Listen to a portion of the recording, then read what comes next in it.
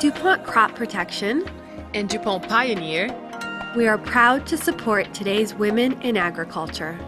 Together, we can feed the world. The following is RealAgriculture.com's coverage of the Advancing Women Conference. Sean Haney here from RealAgriculture.com, and right now I'm joined by the infamous Iris Meck. Welcome, Iris. Thanks very much, Sean. So, Iris, you are the big shot here. You're the conference organizer, and over 350 women. That's right.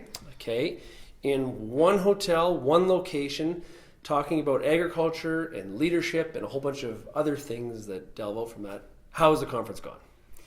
The conference has gone great. First off, we've got a real diverse group of women here.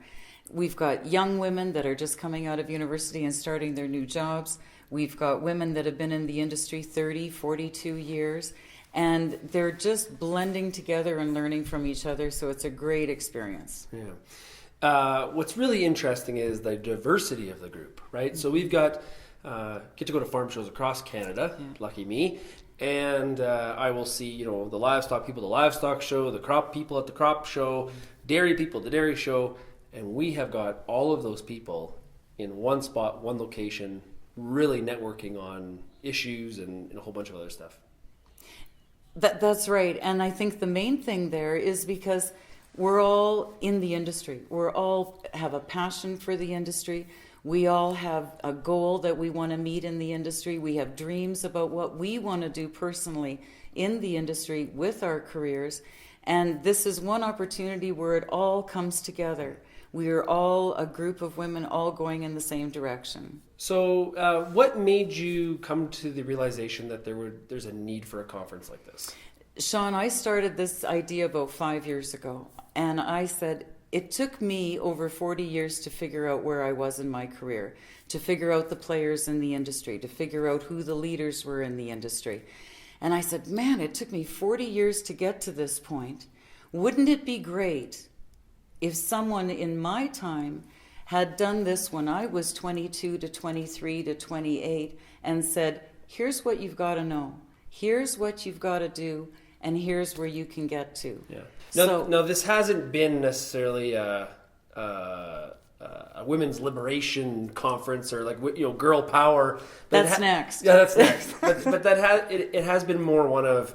There's been a lot of celebration here about what women have accomplished and are accomplishing in the ag industry. There's been a little bit of discussion on Twitter. People saying it's kind of like, how come there was no men invited? But really, it is a celebration of what women are doing in our industry. It is, and we don't do enough of that. We don't do enough celebrating to say that people have made some great accomplishments, that they have reached some successes. So it's our time to be able to say, what can we learn from that?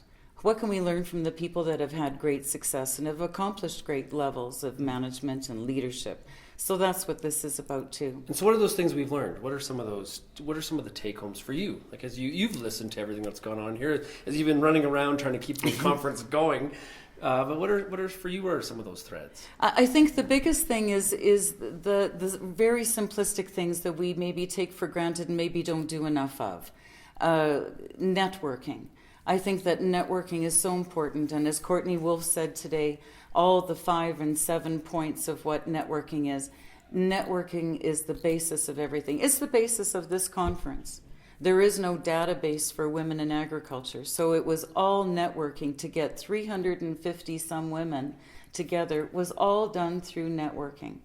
And the other is just experiencing mistakes, experiencing obstacles, experiencing issues, and having the tools to override all of those. Mm-hmm. I think those are the common threads that all of us have here. Yeah. It's interesting, is we've been we've been doing sort of some talking to women segments, interviewing some of the different delegates that are here, and why did you register for the conference? And a great number of them said, a friend in another city, another province, mm-hmm. another end of the country said, we need to go to this together. Mm-hmm. And that's pretty cool. We're such a global universe right now. Everybody's moving around. There's people from Manitoba that have gone to school with people in Ontario, And so this was a great opportunity for many of them to spend the weekend together and then come out to the conference and reignite and re-stimulate those times together of reminiscing and then catching up. I mean, it's so hard to catch up with people today and say, how's it going? And where's your career path going? And what have you been doing? So this is a whole big bundle of women learning from each other. So you're suggesting we're going to have another Advancing Women conference? Well, the evaluations that I've been getting so far are saying I better. So I think we will definitely have another one in Alberta. I've been asked to take it to Saskatchewan, Ontario, and to the U.S. So we're going to have to plot our year out and just see how we can put everything in place. Yeah. Well, good for you. Congrats on the great conference. Thanks, Sean. I've been asked many times today, being one of the only men here, do I feel like I'm outnumbered? Yes, I noticed that I was outnumbered, but people had a lot of fun here, and congratulations on such a great conference. Thanks so much, Sean.